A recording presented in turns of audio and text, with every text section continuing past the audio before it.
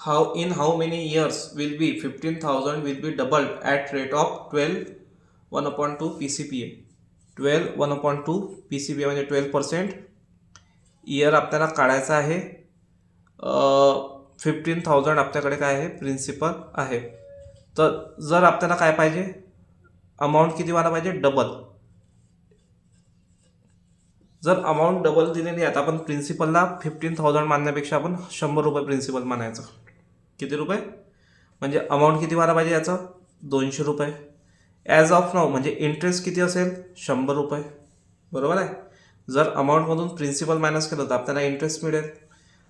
तर लक्षात आहे, इंटरेस्ट मल्टिप्लाइड बाय 100 अपॉनमध्ये प्रिन्सिपल किती होतं आपल्याकडे, 100, आणि टाईम किती आहे, रेट किती आपल्याकडे, 12.5. 100ला 100 कट झाला, 100 अपॉनमध्ये 12.5.